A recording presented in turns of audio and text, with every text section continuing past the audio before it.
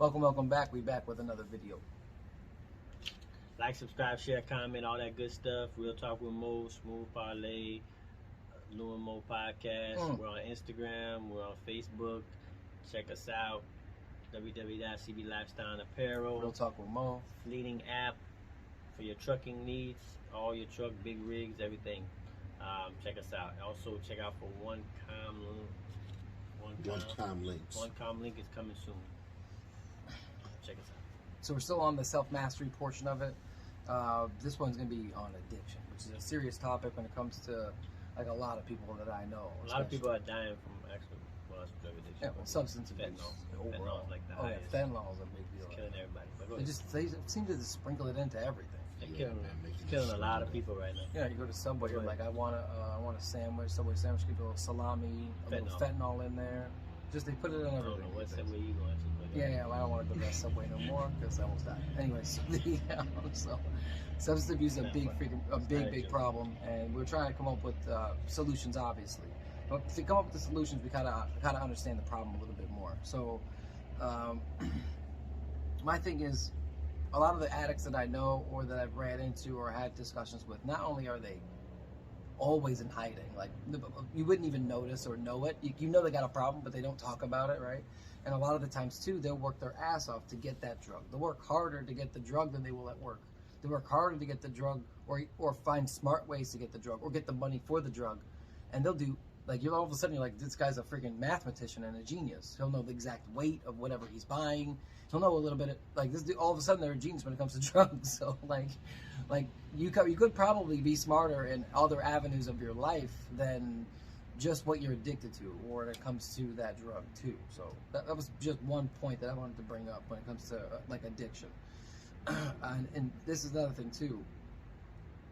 Most addictions are similar to a gambling addiction, because you're gambling. It's all a gamble. You taking that drug or you doing that, you're gambling your family's relationship. You're gambling. First off, when you do a lot of these crazy drugs too, it doesn't just affect you. It affects the people around you, right? It affects your mom, dad, your brother, sister, your wife, your girlfriend. It affects your best friends, right? So when you're at the party and everybody's chilling and hanging out and talking shit and blah blah blah, and you're the one already fucked up on the side of the couch, like just like, oh goddamn, like, oh, this dude just, you know how he is, right? Or you're at work and you're just like the one dude who's always falling asleep, and the dude's like, you're like, is he on pills or something? You're like, I don't know, we don't talk to Billy that much, right? So like it happens all the time. But I will tell you this, something about addiction that I do know is that it does isolate you. It pulls you away from being completely honest with your life, or being able to tell anybody anything, because it comes along with shame and guilt for sure. Once you start getting really super involved with an alcohol substance or any type of crazy drug, and I used to be just like drinking a little and smoking a little weed, but some of these kids now, they're jumping right to black tar heroin, or they're jumping right to like the worst. What do you do? What's your drug of choice? 12-year-old? He's like, yeah, crystal meth. And you're like, holy, whoa, dude! Like, you skipped the fun part. Fun part is like maybe get yourself up to that eventually. You don't have to immediately jump to the black tar heroin. Yeah, bro. You just pushed the gates down and went right to being a like crystal meth. It's unbelievable, dude. So just be very cautious. The difference is, I don't know how this episode's gonna go, but the difference is too is like nowadays it's cool. Like, people make it cool, it's more acceptable. Yeah. It's like, you know, parents are letting kids, you know, if you're going to do the heroin, just do it in my house at least do it in the backyard. Yeah. That way I know you're safe. I know where you are. But I'm going to give you a clean needle to do the heroin or something like that shit. So I think it's a different era of just like how we look at drugs. And I have no problem with the drug. I don't know if we get into drugs or addiction. I don't want to get into drugs. Well, it is more about drugs or like alcohol abuse. I think that's substance abuse. We'll talk about drugs later. Substance abuse. No, I'm talking about that thing right now. No, we're talking about addiction to drugs. Yeah. We'll talk about addiction more. So, like, you know, addiction, you know, you want that feeling, and then people go back for it. That's why, you know, people. You're chasing a high. You're chasing that original high, like a lot of the drugs. Well, the first time you did it was amazing. Like the first time I tried acid, I was like, after that, you're always trying. That's why people even say like now, and I don't smoke weed, but people that smoke weed, they're like, even the high end shit that they get is not. It's 100% not doing anything anymore. Yeah. It's not even at the level that it was before when they first hit it. So it's like everything is, because now everything's becoming mainstream. Too much also. Yeah. Now it's becoming mainstream. But addiction, we get off subject. That's fine. But addiction is like, part of it. it's just a whole part of that whole. You're chasing that high. You want to get back to that. That And like you said, original high. you do affect everybody around you. You affect yourself. A lot of people don't even know it. You can't even like convince somebody sometimes, like even like regular drugs.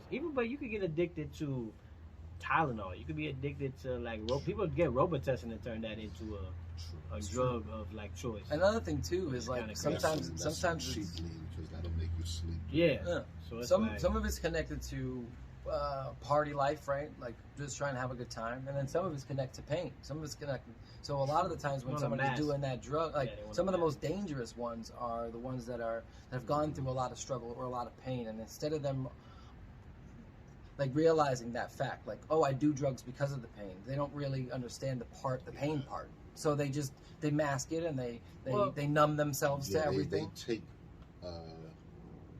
drugs that's made for physical pain for their emotional to numb their pain. emotional pain. Correct. Well, I'll tell you, like my father was an alcoholic, and one of the things that he told me later down the road was, at one point, I remember going to a funeral every couple months because he had 13 brothers and sisters, and they all like died pretty much within, I want to say, a 6-year period, right? Ooh.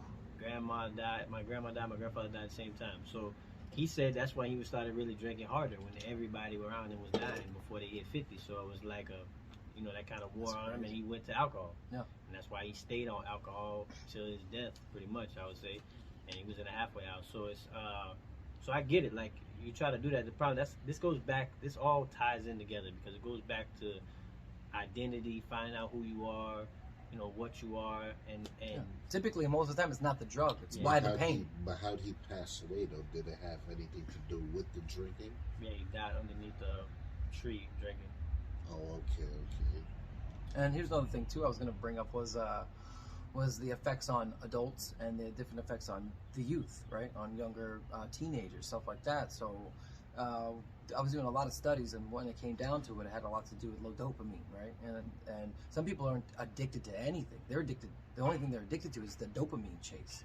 So whether it comes to somebody who's a sex addict, or it comes to somebody who's an addict in general, or just smoking cigarettes, some of the smaller things, they just have an addictive personality. They think that, well, that's what they label it as. But realistically, they have a dopamine addiction. They need something to kick up their dopamine because they don't have enough of it, or they don't think they have enough of it. Dopamine is what? Dopamine is part of what gets you that energy, what gets you that feel good energy all the time. And we all have it in us. Everybody has this, whatever. There are some dopamine efficiencies and things that people can take medication to fix that issue, but they're always trying to chase that I don't feel like myself kind of thing unless I have a couple drinks. I don't feel like myself unless I smoke a little crack or whatever people do. They don't feel like they can ever become them. They don't feel like themselves. They feel like they're more life of the party. But so weed will boost your dopamine too? Yeah, all of it will. It all ignites your dopamine more. Yeah.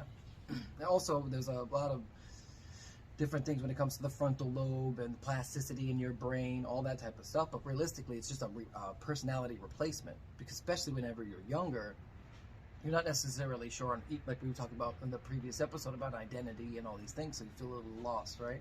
So they do take these drugs at a younger age now because they feel so bored in their life, or they feel so lost in their life, and they just want to go, you know what, dude, I just want to chill, I just want to get lost in it. And sometimes people recreationally can just do this stuff and be in and out, and it's nothing.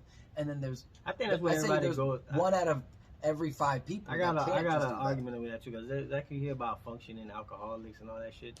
Mm-hmm. Listen, if you're already saying you're an alcoholic, then you're already not functioning, right? So like I don't believe like people can still focus. Like I had a guy who used to work with us. He knows him well.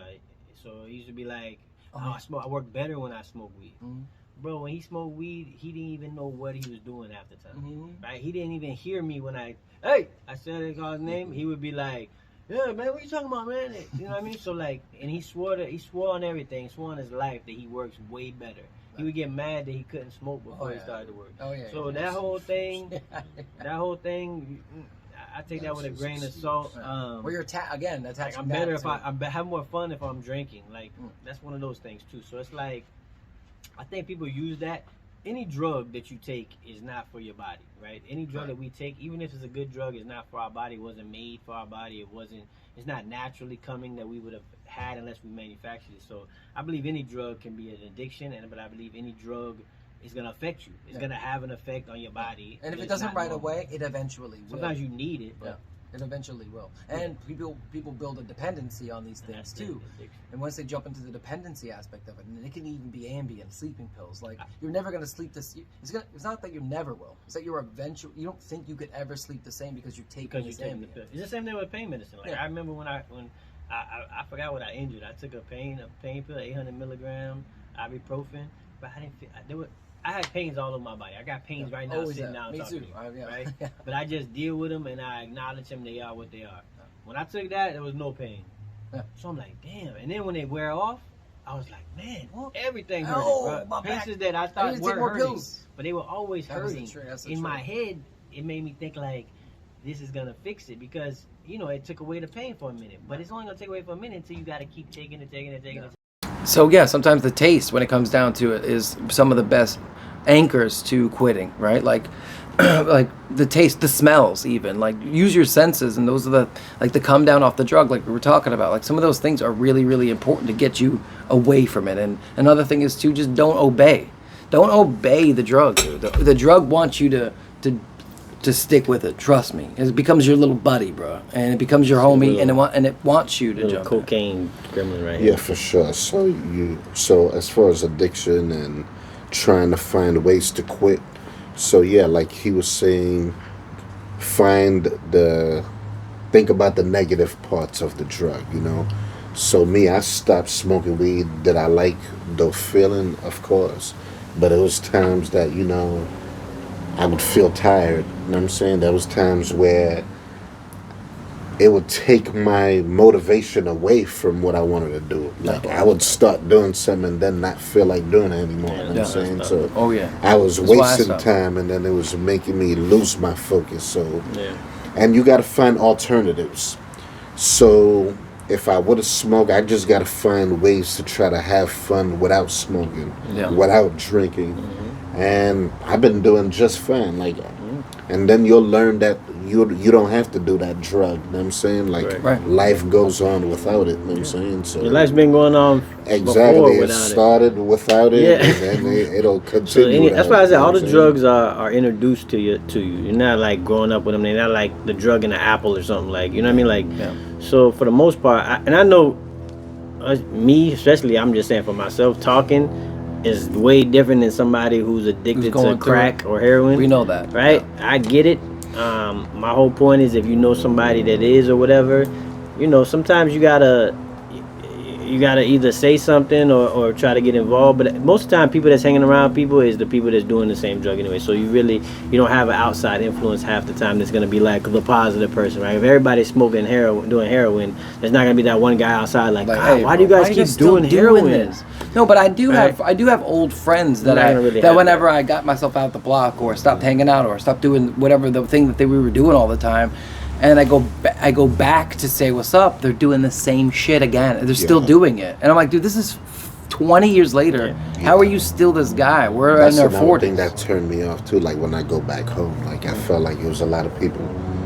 I feel like I left them in the same position that I, you know what I'm saying? It's like it froze time. Yeah, it's like, they sitting on the same couch, doing the same thing, but maybe the video game changed, you know what I'm saying? Yeah, it's true. It's like instead of Madden, it's Call of Duty. Word. Yeah. Well, instead of Madden 02, it's the new one. Madden 25. But instead of him sitting on the left side of the couch, he's on the right, and there's a new person that was in your seat. You know what I'm saying? It's like, there's an indent where he uses it. It's crazy, man. And I just, not that I felt like I was better than anybody else. No. When you feel like you just gotta feel, go out of that space and do something else, man. Leave the drugs alone, leave that bad habit alone, make new friends, learn to network and meet new people, and Not meet alone. the people. Yeah, you're not alone. No, Meet yeah. the people that's interested in the same things that you're interested in and going in 100%. the same place that you go. Don't just give up. Don't just go like, oh, this is how my life goes. I didn't want to live to see 60 anyway. I know a couple people who are doing that right now. Yeah, that are that's literally crazy. watching the podcast right now. And I'm Uh-huh. telling you, that's not. There's a better way out of this, and that's For sure. not it, bro. Trust me. And don't let anyone influence you. So another thing that I notice is why a lot of these young kids is doing these drugs is because a lot of these harder drugs are made popular now. Yeah. So it's people in influence that'll talk about Xanax and Percocet and all this stuff and make it sound cool. Yeah. So Yeah, man, now sound cool, yeah. these things that we probably wouldn't have done when we were younger, they're being made cool now. So that's why you got a lot of people Fentanyl, doing all it. that But shit, yeah. yeah, man, and that Fenty, man, is dangerous. Killing everybody. So Hey, bro, they'll it's put it all- in there to make the drug stronger, like but the sometimes one killer right now. Here's another thing too. Like, yeah, you, Fentanyl. it'd be too much and too strong. There's another thing too, dude. Like I said, there's some, like you said, there's some recreational drugs that people just do. They dabble in, or they do it every single day, right? But they can handle it, and there's just some people that can't. And if you're one of those people that have taken it to the level, to the point where it's really hard to walk away from or hard to walk out, your life is surrounded by it. I don't. You've tried your whole life, and it's especially if it's fucking your life up. Some people, it isn't. It didn't. Nobody knows. Like you said, that dude who comes to work who's just lives with it, and he's like, You're still kind of stagnant. Yeah. you Yeah, I still still- You could- further you than know that, it. I but still you just- believe it. Like I said, I don't believe in functional No, drug dude, addicts. no. Like I don't believe that shit. no, there's not. Because there's probably more you could be doing. Yeah. But You've been doing this- being this- Yeah, on the that. term functional just means that they can still function. They Yeah, still regular get up life. and But they go really, to do you work wanna and just all that, function? But they're not at their Yeah. best. Do you want to just They're not exist? operating at their Yeah, best. Is that all you want to That's do? what Is it just exist, or do you want to reach the next level in your life, or do you want to be happier than you ever thought you could be, but you just didn't know it? Why don't you try something else, bro? Try to go get some help. Try to go get into some of these groups. Go Yeah, to definitely go. get They even help have if you a need it. app called BetterHealth.com. You should go on BetterHelp, bro. Go Yeah. on BetterHelp and speak to some of these therapists who've been through it, who've seen it 1,000 times, and know exactly what to say or exactly their type of personality, where to place you to get you your help, man. Trust me, your life is worth it, man. For sure. Find help. Quit the addictions. And stop it, for God's sakes. Stop doing it. Like, later, man.